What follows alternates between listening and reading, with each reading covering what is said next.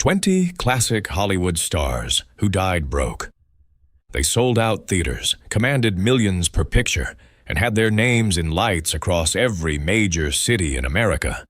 But when the curtain finally came down, some of Hollywood's most legendary stars left this world with nothing, not even enough to cover their own funerals. These aren't obscure names or forgotten footnotes. These are icons. And the stories of how it all fell apart are even more shocking than the fame itself. Oscar Wilde. Oscar Wilde was considered one of the most brilliant minds of the 19th century. His plays packed London's finest theaters, and at his peak, he was untouchable, celebrated, wealthy, and adored by everyone who mattered. Then, in 1895, he was arrested and convicted of what the courts called gross indecency. 2 years of hard labor destroyed everything he'd built. His money vanished. His reputation was shredded. He moved to Paris after his release, checked into a cheap hotel, and survived on handouts from friends. He died in that hotel room in 1900 at just 46, penniless and abandoned by the same society that had once worshipped him. And what happened next proved that a century later, Hollywood hadn't learned a single thing. Veronica Lake. Veronica Lake was the definition of 1940s glamour. That signature peekaboo hairstyle was so iconic, the U.S. government asked her to change it. Factory workers were getting their hair caught in machinery, trying to copy the look. But by the 1950s, the roles dried up almost overnight. 4 marriages, alcoholism, and a slow fade from Hollywood's memory followed. In the 1960s, a reporter tracked her down working as a barmaid in New York, serving drinks to strangers who had no idea who she was. She died in 1973, at just 50 from liver failure, her estate worth almost nothing. The woman who had reshaped American fashion died in near total obscurity, but even her fall doesn't prepare you for what happened to Hollywood's greatest rogue. Errol Flynn. Errol Flynn lived his entire life, on screen and off, like the rules didn't apply to him. An insatiable appetite for wine, women, and wild living defined his decades in Hollywood. By the late 1950s, the studios had moved on. The roles stopped. The fortune he'd made during the golden years had been burned through entirely. He died of a heart attack in 1959, at just 50, leaving behind virtually nothing. Friends stepped in to cover his final expenses. The man who had once been one of Hollywood's most bankable stars couldn't even cover his own death. What makes the next story more devastating is that it wasn't excess that destroyed him. It was simply being forgotten. Bela Lugosi. Bela Lugosi created one of cinema's most enduring images. His 1931 Dracula is still the blueprint for the character nearly a century later, but Hollywood trapped him in it. Every role offered was a vampire. Audiences couldn't see him as anything else. Work became scarce, and a dependency on morphine and methadone, prescribed for chronic nerve pain, slowly took control of his life. By the early 1950s, he was accepting bit parts in low-budget films just to survive. Frank Sinatra, a man who had never even met Lugosi, quietly began covering his medical bills and visited him in the hospital. But even that couldn't change the ending. Lugosi died in 1956 at 73 with just $1,900 in the bank. Friends paid for his burial. The king of horror couldn't afford the most basic dignity in death. The next name on this list had a similar story, except his final hours were something out of a nightmare. Billie Holiday. Billie Holiday possessed arguably the most devastating voice in the history of American music, but the same vulnerability that poured out through her songs made her an easy target for abusive relationships, for addiction, and eventually for a government determined to destroy her. The FBI surveilled her for years. Authorities revoked her cabaret license, banning her from New York venues that served alcohol, which was basically everywhere that paid. In 1959, she collapsed and was hospitalized. Police then arrested her on her deathbed, handcuffing a dying woman for alleged drug possession.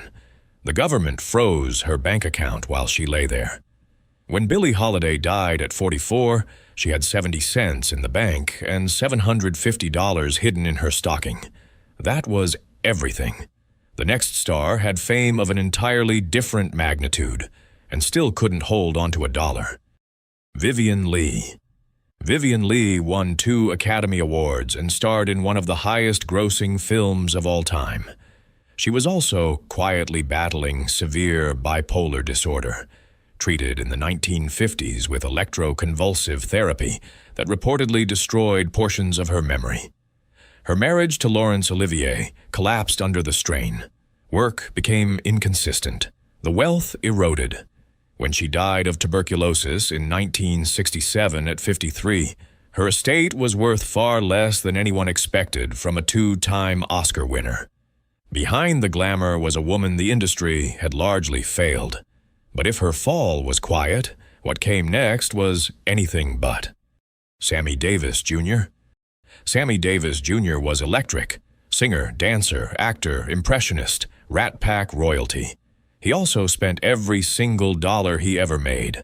Lavish parties, an enormous jewelry collection, a lifestyle that never once acknowledged the concept of saving. By the time throat cancer took him in 1990 at 64, he owed the IRS approximately $7 million. After his death, every royalty from his films, music, and television appearances went straight to the government. The man who gave so much entertainment to the world left his family in financial chaos. And compared to what the next name went through, that story almost has a strange kind of dignity. Marvin Gaye. Marvin Gaye was a musical genius. What's going on? Sexual healing. I heard it through the grapevine. That catalog alone should have set him up for life. But 2 devastating divorces, one requiring him to hand his ex-wife the entire royalties from his next album, and a deep spiral into substance abuse hollowed out his finances completely. He fled to Europe to escape the IRS, recording albums just to survive. When he returned to the U.S., the damage was permanent. When he was shot by his own father in 1984, the day before his 45th birthday, Marvin Gaye was carrying approximately $9 million in debt. One of the greatest artists America ever produced died violently and broke. Mickey Rooney. Mickey Rooney made over 300 films and was the #1 box office draw in America for 3 straight years. He also had 8 marriages, a 1962 bankruptcy filing, and a lifestyle that consumed everything he earned. But the darkest chapter came at the very end. In 2011, Rooney appeared before Congress and gave a tearful testimony claiming family members were systematically draining his accounts and isolating him from everyone he trusted. He was in his late 80s and said he felt trapped in his own home. When he died in 2014, his estate totaled $18,000. His family had to seek public assistance to cover the cost of his funeral, a Hollywood institution for 7 decades, and he couldn't afford to be buried. But even that doesn't hit the way the final original story does, because this one started when the star was just a child. Judy Garland. Judy Garland was handed to Hollywood at 13 and never really given the chance to leave. MGM controlled what she ate, when she slept, and what pills she took to stay thin and energetic enough to keep performing. By the time she filmed The Wizard of Oz at 16, she was already dependent on the stimulants the studio provided. The money she earned was largely managed, and mismanaged, by adults who were supposed to protect her. Embezzlement, terrible contracts, and years of financial exploitation meant that despite being one of the most beloved entertainers in the world, she was perpetually broke. She lost her Bel Air home. She performed wherever would book her just to cover debts. When she died from an accidental overdose in 1969 at just 47, she owed the IRS $4 million. The government seized her home almost immediately. Frank Sinatra paid for her funeral out of his own pocket. And somehow the stories only get more shocking from here. Omar Sharif. Omar Sharif was one of the most sophisticated stars in cinema history. Lawrence of Arabia, Dr. Zhivago, 3 Golden Globes, an Oscar nomination. He also had a gambling habit that consumed everything. Sharif reportedly lost $1 million in a single night at the roulette table. He eventually quit acting altogether to play bridge professionally, selling his home to cover losses.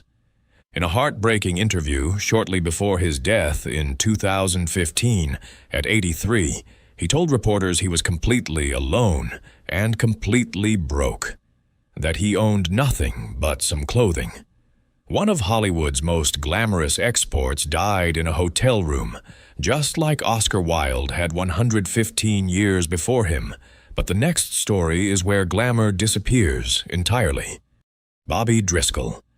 Bobby Driscoll was Walt Disney's golden child, the voice of Peter Pan, the star of Treasure Island, the winner of a Special Academy Award for Outstanding Juvenile Acting in 1950. Then Disney dropped him the moment he hit his mid-teens. Acne, an awkward phase, no longer useful. Without the studio behind him, the roles vanished. He turned to drugs, was convicted on narcotics charges, and drifted to New York, completely forgotten. He was found dead in an abandoned Greenwich Village building in 1968 at just 31. No one could identify the body. He was buried in a pauper's grave on Hart Island, the city's burial ground for the unclaimed. It wasn't until a year later that his mother confirmed it was her son. Disney's Peter Pan died alone, buried without a name. The next voice you'd recognize immediately. Cliff Edwards. Cliff Edwards, Ukulele Ike, was the singing voice of Jiminy Cricket in Pinocchio. He was a Broadway sensation and recording star in the 1920s and 30s. He also declared bankruptcy 4 times. 3 divorces, chronic alcoholism, and a gambling habit consumed everything repeatedly. When he died of a heart attack in 1971 at 71, he was a charity patient in a Los Angeles hospital with no family present and nothing to his name. Disney reportedly had to quietly cover his medical bills in his final years. The man who told children to wish upon a star died alone in a charity ward. Harry Nilsson. Harry Nilsson was called the American Beatle by the Beatles themselves. John Lennon named him his favorite American artist. His songs were masterworks, and at his peak, he had a $5 million record deal and more than enough to live comfortably forever. Then his business manager embezzled every dollar he had, every single cent. When the theft was discovered, Nilsson had approximately $300 in the bank and a mountain of debt. He spent his remaining years trying to rebuild financially and chasing legal battles that never fully resolved. When he died of a heart attack in 1994 at 52, his net worth was listed at negative $1 million. The man the Beatles idolized died owing more than he owned. The next name on this list started with more money than almost anyone in America, and still lost it all. Barbara Hutton. Barbara Hutton was born heir to the Woolworth retail empire. When she turned 21, she inherited approximately $45 million, close to $1 billion in today's money. 7 marriages, including one to Cary Grant, a lifestyle of absolute excess, and a series of catastrophic financial decisions reduced that staggering fortune to almost nothing over the course of her life. She gave money away recklessly, was manipulated by multiple husbands who helped drain her accounts, and spent decades burning through fortunes on mansions, jewelry, and parties. When Barbara Hutton died in 1979 at 66, she had $3,500 left, from $45 million to $3,500 in a single lifetime. The next story shows that even the most dominant man on the planet couldn't fight the government. Joe Louis. Joe Louis was the heavyweight champion of the world for 12 years, longer than any fighter before or since. He earned $4.6 million in the ring. During World War II, he fought multiple charity bouts and donated every dollar to the military. The IRS responded by taxing him on those earnings anyway. The debt ballooned, legal fees multiplied. By the time the government was finished, Louis owed over $1 million in taxes and penalties he could never realistically repay. He spent his later years working as a casino greeter in Las Vegas just to get by. When he died in 1981, at 66, the debt was still unresolved.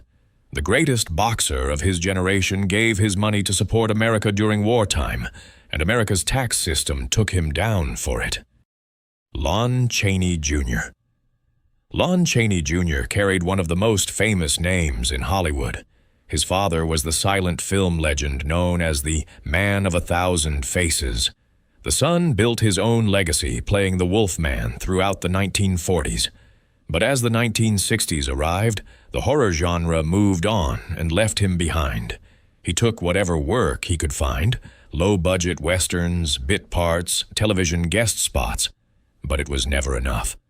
He died in 1973 at 67 in near-complete obscurity, with little to his name and almost no recognition outside a small circle of dedicated fans. The son of a Hollywood legend died without the resources his career should have guaranteed. The next name is one of the most infuriating stories ever told in this industry, because what was taken from her was far more than money. Hedy Lamarr. Hedy Lamarr was called the most beautiful woman in the world during Hollywood's golden era. But what almost nobody knew was that she was also a brilliant inventor.